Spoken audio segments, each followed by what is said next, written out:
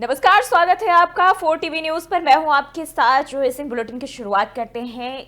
उत्तर प्रदेश के प्रयागराज से खबर सामने आ रही। महाकुंभ में हादसे के बाद जांच का ये मामला बताया जा रहा है। जांच आयोग को मिला 1 महीने का अतिरिक्त समय। तो ये महाकुंभ भगदड़ को लेकर जानकारी सामने आ रही, जहां जांच आयोग का गठन किया गया था और अब 1 महीने का अतिरिक्त समय जांच आयोग को दिया गया है, क्योंकि कमेटी हादसे की जांच कर रही है। पहले 1 महीने में जांच पूरी करके रिपोर्ट देनी थी और अब आयोग को मार्च के पहले हफ्ते तक रिपोर्ट देनी होगी। तो ये महाकुंभ भगदड़ को लेकर जानकारी सामने आ रही है। प्रयागराज महाकुंभ में हादसे के बाद अब जांच को लेकर ये अपडेट सामने आ रही है। जांच आयोग 3 सदस्यों की जांच आयोग की जो टीम है उसका गठन किया गया था और अब जांच आयोग को 1 महीने का अधिक समय दिया गया है। दरअसल 1 महीने का पहले वक्त दिया गया था और 3 सदस्यों की जो कमेटी है इस हादसे की जांच और पूरी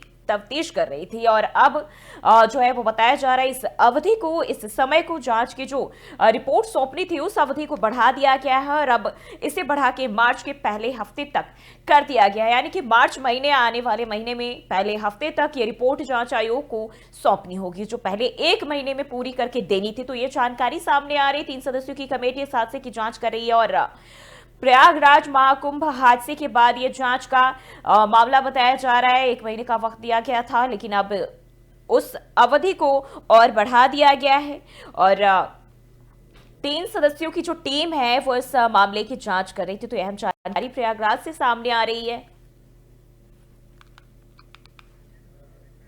और इसी खबर पर ज्यादा जानकारी के साथ नितिन अग्रहरी हमारे संवाददाता हमारे साथ जुड़ चुके हैं। नितिन, प्रयागराज महाकुंभ हादसे के बाद जिस तरीके से माहौल बना था, तरह तरह के सवालात उठाए गए थे और इसके बाद जो है जांच आयोग का गठन किया गया था, लेकिन अब अगर हम बात करें जो 1 महीने का वक्त दिया गया था उस अवधि को बढ़ा दिया गया है। क्या कुछ अपडेट मिल रही है?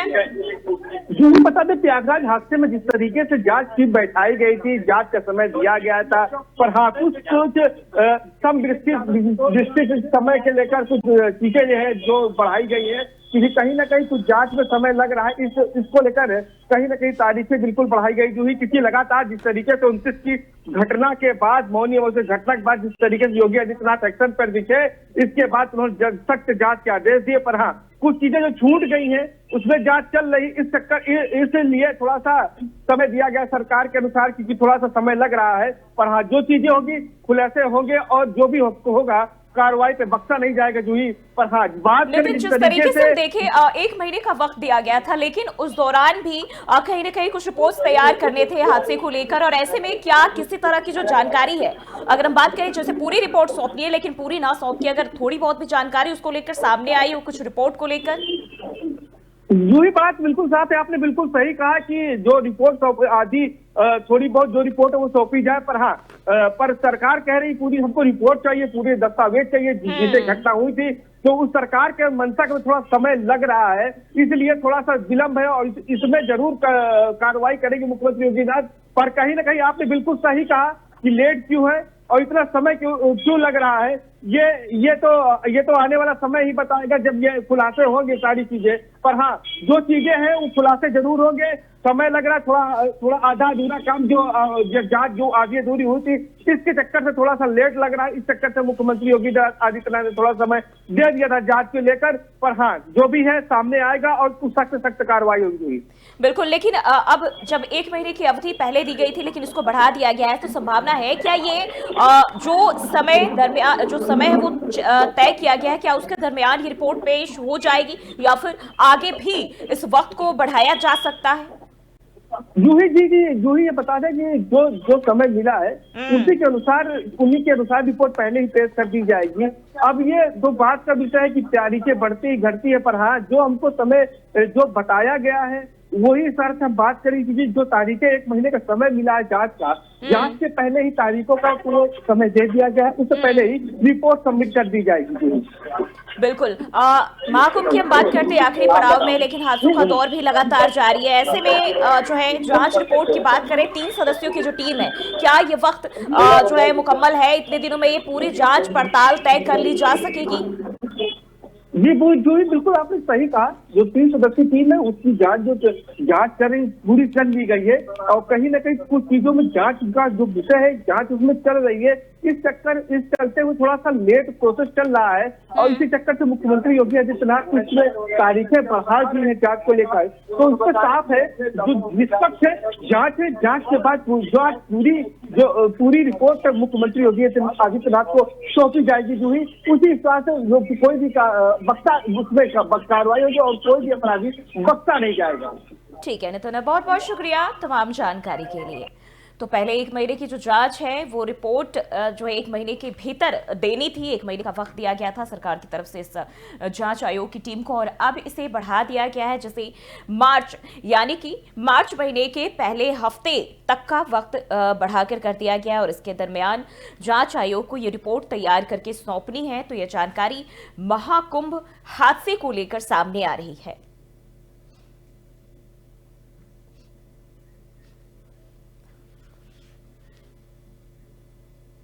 रुक करते हैं अगली खबर की ओर। खबर संभल से सामने आ रही महाशिवरात्रि को लेकर मंदिरों का निरीक्षण किया गया है। मंदिरों का निरीक्षण करने पहुंचे डीएम और शिव मंदिरों पर जाकर व्यवस्थाएं देखिए, शिव मंदिर पर जाकर पूजा अर्चना भी की। तो ये जानकारी आपको बताते चले, संभल से खबर सामने आ रही है। महाशिवरात्रि को लेकर अब संभल में मंदिरों का निरीक्षण किया है और आपको बता दें डीएम पहुंचे हैं मंदिरों का निरीक्षण करने, तमाम व्यवस्थाओं का जायजा लिया, वहां पर जाकर जो है पूजा अर्चना भी उन्होंने की है। उनके साथ साथ अन्य लोग भी मौजूद नजर आए। तो शिवरात्रि का समय है और ऐसे में तमाम तरह की जो तैयारियां हैं उसको लेकर निरीक्षण करने डीएम पहुंचे। और इस खबर पर ज्यादा जानकारी के साथ संजीव कुमार हमारे संवाददाता हमारे साथ जुड़ चुके हैं। संजीव, जिस तरीके से हम देखें महाशिवरात्रि में बहुत ही कम वक्त रह गया है और ऐसे में अलग अलग जगहों से जो तस्वीरें भी काफी खुलकर सामने आ रही है, जहां तमाम जो अधिकारी हैं वो पूरी तरह से चाक चौबंद नजर आ रहे हैं। खासकर अगर बात करें संभल की, यहाँ जो माहौल है इन दिनों, ऐसे में सुरक्षा व्यवस्था जो मंदिरों की खासतौर पर देखने को मिलती है उसको बढ़ा दी गई है। अब आज डीएम खुद वहां पहुंचे हैं और जाकर तमाम तैयारियों का जायजा लिया है, क्या जानकारी? देखिए जो मैं आपको बता दूं कि संभल प्रशासन इस समय अलर्ट मोड में नजर आ रहा है। संभल के जो डीएम हैं राजेंद्र तहसिया जो है वो इस समय सभी मंदिरों का निरीक्षण कर रहे हैं। जहां जहां उन्हें कुछ खामियां मिल रही है सुरक्षा को लेकर दिशा निर्देश दे रहे हैं। पुलिस को भी ये निर्देश दिए गए हैं क्योंकि अभी हाल में संभल काफी संवेदनशील इलाका रहा है, इसलिए पुलिस को विशेष हिदायत दी गई है कि कोई भी घटना उस तरीके की ना होने पाए और जो भक्त जल चढ़ाने आने वाले हैं उनको किसी भी तरीके की असुविधा का सामना न करना पड़े।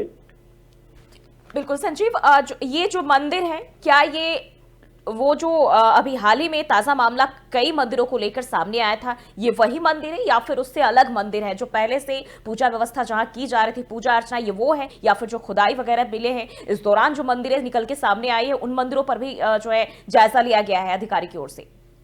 देखिए संभल में एक प्राचीन कार्तिकेय महादेव मंदिर है जो इसकी मान्यता काफी अधिक है, जो काफी ज्यादा फेमस है, वहाँ डीएम पहुंचे हैं। उसके अलावा जो अभी खुदाई में जो नया मंदिर मिला था वहाँ भी पूजा अर्चना डीएम द्वारा की गई है। तो डीएम ने सभी संभल के सभी मंदिरों का निरीक्षण किया है और महादेव कार्तिकेय मंदिर में उन्होंने पूजा अर्चना भी की है।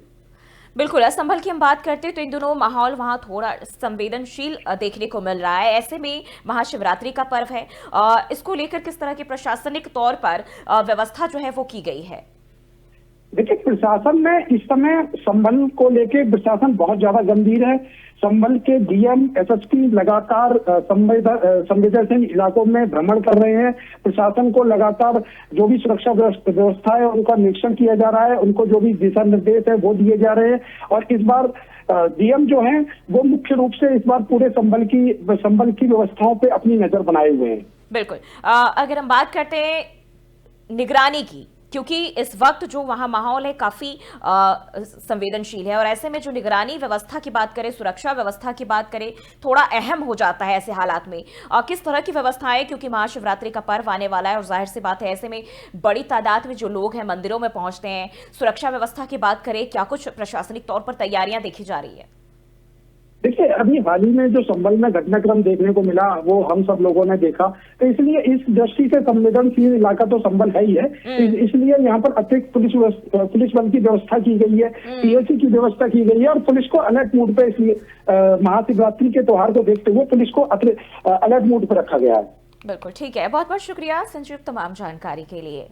तो महाशिवरात्रि को लेकर मंदिरों का निरीक्षण किया है डीएम ने और उनके साथ साथ अन्य लोग भी यहाँ मौजूद नजर आए। जिस तरीके से देखिए ताजा मामला, ऐसे में पुलिस प्रशासन पूरी तरह से चौकन्ना है, व्यवस्थाएं चाक चौबंद की जाए ताकि किसी भी तरह को जो है समस्या ना होने पाए। और ऐसे में महाशिवरात्रि का पर्व आने वाला है, 1 और 2 दिन महज बचे हुए और जिसको लेकर पूरी तैयारियां की जा रही है और प्रशासन की तरफ से हर तरह से अलर्ट मोड पर देखा जा रहा है पुलिस प्रशासन की टीम को, ताकि किसी भी तरह की जो अव्यवस्था है इस दौरान ना देखी जाए।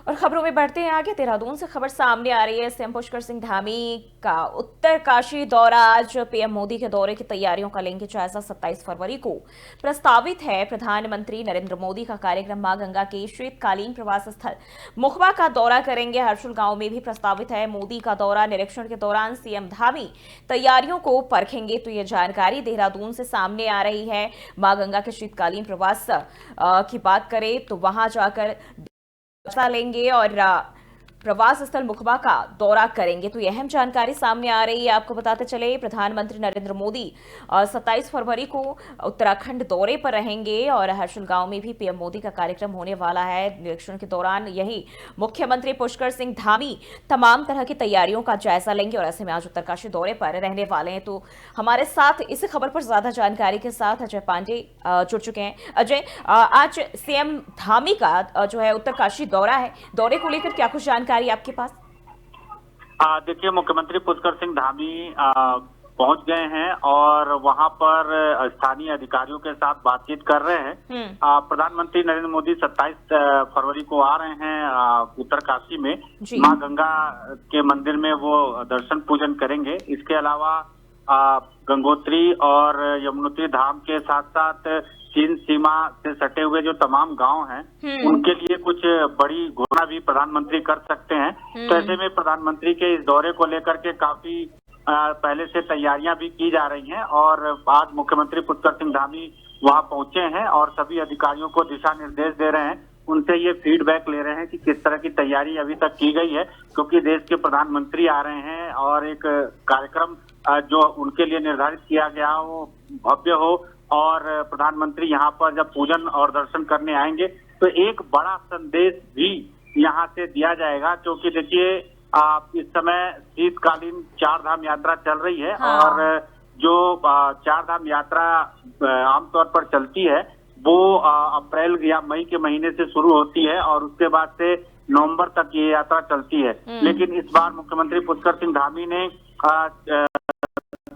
4 धाम यात्रा को संचालित करने के लिए योजना बनाई और उसकी शुरुआत की।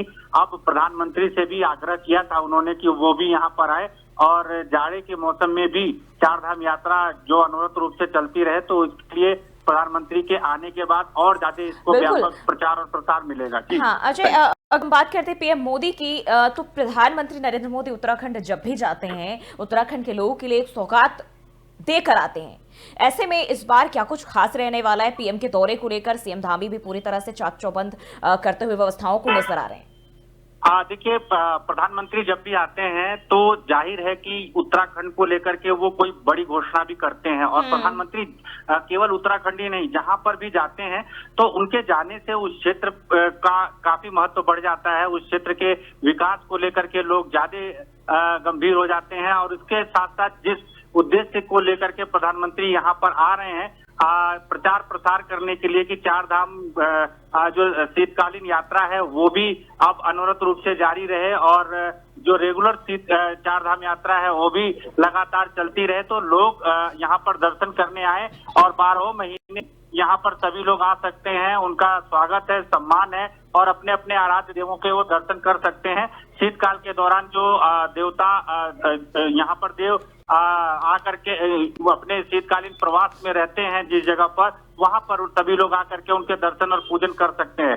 देखिए, प्रधानमंत्री के आने को लेकर के जो तैयारियां हैं उसे अंतिम रूप दिया जा रहा है। आज मुख्यमंत्री पुष्कर सिंह धामी खुद मौके पर मौजूद हैं और सभी जो तैयारियों का फीडबैक ले रहे हैं और अधिकारियों को दिशा निर्देश दे रहे हैं। बिल्कुल अजय, अगर हम पीएम मोदी की बात करते हैं तो कहीं ना कहीं जब भी जाते हैं वहां की जनता में भी बड़ा ही अलग उत्साह देखने को मिलता है, क्योंकि हर दफा पीएम मोदी जिस तरीके से सौगात देते हैं और शायद यही वजह है कि जब चुनाव की भी बारी आती है तो उन्हें जीत मिलती है। लेकिन जब नॉर्मल भी दौरा होता है चुनाव से हटके भी, तो जो क्षेत्र वासी है उनके लिए कुछ ना कुछ सौगातें, और यही वजह है कि जनता में एक अलग ही उत्साह होता है, काफी खुश नजर आते हैं। इस बार क्या कुछ माहौल देखा जा रहा है पब्लिक के बीच, जो वहां के क्षेत्रवासी हैं उनके बीच? प्रधानमंत्री उत्तराखंड में जब भी आते हैं तो जाहिर है कि उनको लेकर के लोगों में उत्साह का वातावरण ज्यादा रहता है और प्रधानमंत्री नरेंद्र मोदी का उत्तराखंड से भी विशेष लगाव है और केदारनाथ धाम में वो कई बार दर्शन और पूजन करने के लिए आए हैं। इसके अलावा वो कुमाऊं के तमाम क्षेत्रों में भी गए हैं और वहां पर भी उन्होंने पूजन और दर्शन किया है और लोगों को एक बड़ा संदेश देने का प्रयास किया है। चाहे हम कुमाऊं के तमाम क्षेत्रों की बात करें, चूंकि वहां पर उस तरह का प्रचार प्रसार नहीं था यात्रा को लेकर के और लोग यहाँ पर उतना नहीं आ पाते थे, लेकिन जैसे ही उनका आगमन हुआ उसके बाद से लोगों का रुझान उस साइड में बढ़ गया। इसी तरह से अब प्रधानमंत्री जब गंगोत्री यमुनोत्री के दर्शन को लेकर के लोगों से बातचीत करेंगे, लोगों को प्रोत्साहित करेंगे कि वो यहाँ पर भी आए। इसके अलावा केदारनाथ बद्रीनाथ धाम में भी भारी तादाद में लोग पहुंचते हैं, तो जाहिर है कि प्रधानमंत्री को लेकर के लोगों में उत्साह ज्यादा है। लेकिन प्रधानमंत्री तमाम जो घोषणाएं करेंगे यहाँ के क्षेत्र को लेकर के, उस पर सबकी निगाहें टिकी हुई हैं, क्योंकि ये जो क्षेत्र है जहां पर प्रधानमंत्री आएंगे वो अंतर्राष्ट्रीय सीमा है और चीन से जुड़ा हुआ है, तो सीमा वाले क्षेत्र के जो गांव हैं वो लोग भी चाहते हैं कि प्रधानमंत्री आकर के कोई बड़ी घोषणा करें और इसके साथ साथ जो चार धाम यात्रा को और अधिक प्रायोजित करते हुए उसको लेकर के जो उत्साह है प्रदेश सरकार की ओर से जो योजना बनाई गई है उसको भी धरातल पर अमली जामा पहनाया जाए। प्रधानमंत्री जब यहाँ पर आएंगे तो उनको यहाँ के क्षेत्रीय पूरे जो वातावरण है उससे लोगों को दिखाया जाएगा, प्रधानमंत्री को उसके दर्शन भी करेंगे और इसके साथ साथ यहाँ के जो स्थानीय उत्पाद हैं उनका अवलोकन भी करेंगे, स्थानीय ग्रामीणों से भी मुलाकात करेंगे, तमाम लोगों से भी मुलाकात करेंगे। तो देखिए, प्रधानमंत्री के आगमन को लेकर के तैयारियां जोरों से की जा रही है और लोगों में काफी उत्साह का नजारा यहाँ पर देखने को मिल रहा है। बहुत बहुत शुक्रिया अजय तमाम जानकारी के लिए। तो सीएम पुष्कर सिंह धामी उत्तरकाशी दौरे पर और वहां पहुंच चुके हैं जहां प्रधानमंत्री नरेंद्र मोदी का 27 फरवरी को प्रस्तावित दौरा है। ऐसे में तमाम तरह की तैयारियों का जायजा अधिकारियों से ले रहे हैं ताकि किसी भी तरह की जो व्यवस्था है वो बाधा उसमें ना आने पाए, और ऐसे में ये तैयारी खुद सीएम अपनी निगरानी में करते हुए नजर आ रहे हैं।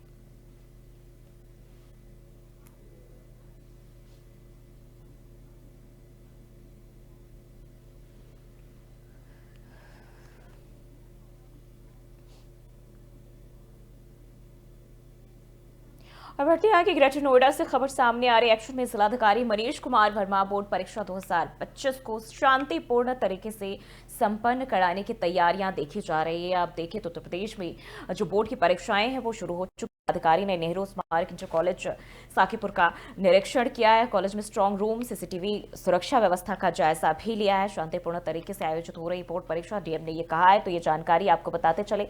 एक्शन में जिलाधिकारी ताकि परीक्षा में किसी भी तरह के जो नियम है उसका उल्लंघन ना किए जाए, और ऐसे में ये तस्वीरें भी सामने आ रही जहां अधिकारियों के साथ डीएम खुद वहां सक्रिय नजर आ रहे हैं और जायजा लेने पहुंचे। आपको बताते चले ये जानकारी सामने आ रही। जिलाधिकारी ने नेहरू स्मारक इंटर कॉलेज साकीपुर का निरीक्षण किया है ताकि वहां जो व्यवस्थाएं हैं किस तरह से तैनात की गई है, ताकि जो बच्चे हैं, स्टूडेंट्स हैं, छात्र हैं, उन्हें किसी भी तरह की परेशानी ना हो। क्योंकि उत्तर प्रदेश में हम जिस तरीके से देखें पिछले कई दफा परीक्षाओं को लेकर सवालात उठते रहे हैं और ऐसे में ये बहुत अहम हो जाता है, जिसके चलते पूरी तरह से प्रशासन चाक चौबंद अलर्ट मोड पर नजर आ रही है।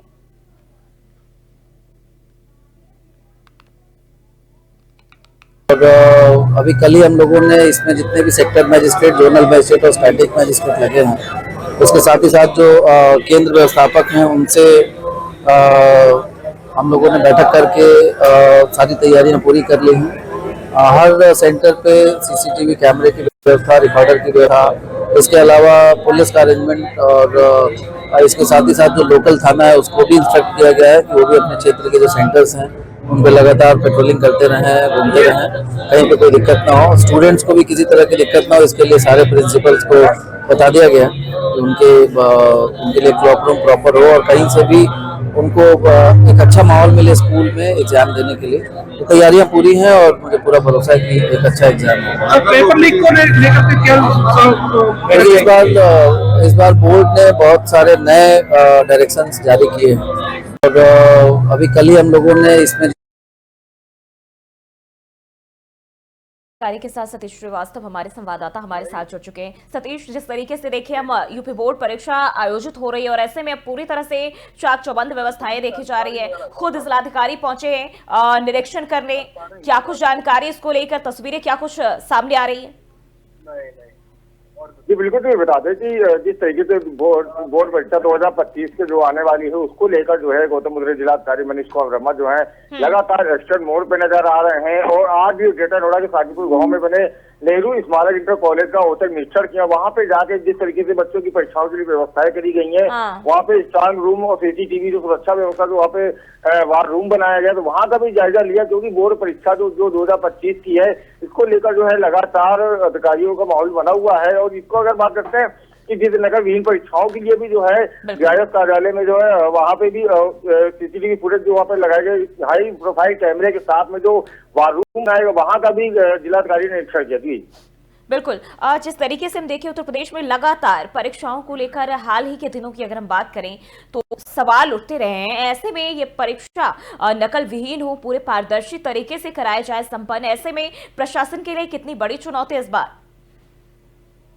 जी बिल्कुल, जो ये बता दें क्योंकि जिस तरीके से नकल विहीन परीक्षाओं के लिए जो है जिलाधिकारी एक्शन मोड पे हैं और जो लगातार जहाँ पे 61 केंद्र बनाए गए हैं, परीक्षा केंद्र जहाँ पे बच्चों छात्र छात्रा वहाँ पे बोर्ड की परीक्षा देंगे, तो उसको लेकर जो है जिलाधिकारी लगातार जो है जगह जगह पे जो सेंटर बनाए गए वहां का निरीक्षण कर रहे हैं और नकल विहीन परीक्षाओं को रोकने के लिए जो है हाई प्रोफाइल कैमरे के साथ में जो वहाँ पे परीक्षा केंद्रों में कैमरे लगे हैं, तो उसको देखने के लिए जो वहाँ पे एक वार रूम बनाया गया है जहाँ पर टेक्निकल डिपार्टमेंट के द्वारा जो है लगातार उस पर 24 घंटे नजर रखी जाएगी। क्योंकि जिस तरीके से बोर्ड की जो परीक्षाएं हैं ये अक्सर देखी जाती थी कि नकल विहीन परीक्षा नहीं हो पा रही थी, लेकिन अब इस बार जो है जिलाधिकारी जो लगातार जो है इस मोड पर नजर आ रहे हैं और जो वहाँ पे हाई प्रोफाइल कैमरे लगे हैं उसको देखते हुए तो वहाँ पे कई दफा जब होता है कि प्रश्न पत्र को लेकर भी सवाल उठाए जाते हैं क्योंकि प्रश्न पत्र भी लीक हो जाते हैं, ऐसे में अगर हम क्योंकि छात्र तो चलिए ठीक है वहां स्कूल या कॉलेज में पहुंचकर एग्जाम देंगे, लेकिन कई बार जो प्रधानाध्यापक है, शिक्षक है और ऊपरी दर्जे के लोग हैं वो भी इसमें शामिल होते हैं प्रश्न पत्र, यही वजह है कि कहीं ना कहीं लीक भी हो जाता है। आंसर शीट्स जो है उस पर हर चीज पहले से ही पूरे स्टूडेंट्स को मिल जाते हैं जहां उनको ज्यादा मशक्कत भी नहीं करनी पड़ती, लेकिन इसके साथ साथ जो अन्य बच्चे स्टूडेंट्स हैं उनका भविष्य कहीं ना कहीं उनके साथ खिलवाड़ होता है। इन चीजों को लेकर किस तरह की व्यवस्थाएं और निर्देश दिए गए हैं? जी बिल्कुल, जो है जिस तरीके से आपने कहा कि जिस तरीके से जो है नकल विहीन परीक्षा नहीं हो पाती है वहाँ पे अध्यापकों को भी सवाल उठाए जाते हैं, लेकिन इसको लेकर जो है इस बार जो है जो स्टडी केंद्र बने हैं, परीक्षा केंद्र बनाए गए हैं, तो वहाँ पे जो हाई प्रोफाइल जो कैमरे लगाए गए हैं, जो अध्यापक वहाँ पे रहेंगे वो कैमरे की निगरानी में रहेंगे और जो टेक्निकल डिपार्टमेंट है इसको सारा देख पेपर वाले दौरान भी जो है वहाँ पे अधिकारियों का लगातार दिशा निर्देश दिया जा रहा है जिलाधिकारी के द्वारा जो है, और वहाँ पे जो अध्यापक रहेंगे वो भी सीसीटीवी फुटेज की निगरानी में रहेंगे। अगर कोई भी अध्यापक अगर उसमें कोई नकल कराते हुए पाया जाता है या किसी तरीके की कोई भी अगर समस्या आती है तो उस पर सख्त कार्रवाई करने के भी आदेश है। तो इसको लेकर जो है बोर्ड परीक्षा को लेकर जो जिलाधिकारी मनीष कुमार वर्मा है पूरी तरीके से एक्शन मोड पे है, लगातार अध्यापकों के साथ में बैठक करी जा रही है, उनको दिशा निर्देश दिए जा रहे हैं। तो अध्यापक इस बार जो पेपर में तो अध्यापकों के ऊपर भी जो है कड़ी निगरानी रखी जा सकती है। जी ठीक है, बहुत बहुत शुक्रिया सतीश तमाम जानकारी के लिए। तो एक्शन में अब जिलाधिकारी नजर आ रहे हैं और बोर्ड परीक्षा को लेकर पूरी तरह से व्यवस्थाएं चाक चौबंद करने की कोशिश जिलाधिकारी की तरफ से, ताकि पूरे शांतिपूर्ण और पारदर्शी तरीके से परीक्षा जो है वो संपन्न कराया जाए, जिससे छात्रों की जिंदगी के साथ, उनके भविष्य के साथ किसी तरह का खिलवाड़ ना हो पाए। क्योंकि हाल ही के दिनों में देखिए सरकार पर भी सवालात उठते रहे हैं परीक्षाओं को नकल, परीक्षा में होने वाली नकल को लेकर, और ऐसे में इसी के तहत पूरी तरह से अलर्ट मोड पर प्रशासन नजर आ रही है।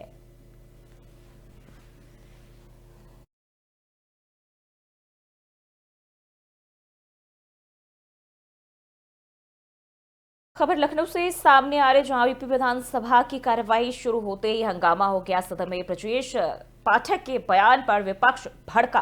तो ये लखनऊ से खबर सामने आ रही। सपा विधायक सदन में धरने पर बैठे नजर आए। ब्रजेश पाठक के बयान से सपा विधायक नाराज है। तो ये अहम जानकारी आपको बताते चले। लखनऊ से यूपी विधानसभा की कार्यवाही शुरू होते ही हंगामा, यानी कि ये सत्र हंगामेदार नजर आ रहा है। और ऐसे में विधानसभा अध्यक्ष ने सपा विधायकों को निर्देश दिए और सपा विधायकों को सदन से बाहर जाने का निर्देश दिया।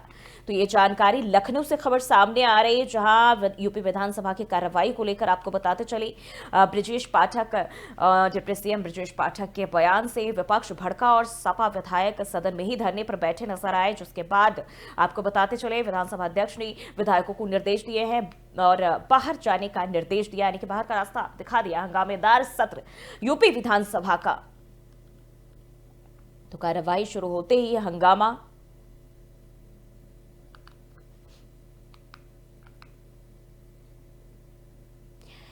तो बुलेटिन में फिलहाल के लिए बस इतना ही। देश और दुनिया की तमाम खबरों के लिए बने रहिए 4 टीवी न्यूज के साथ।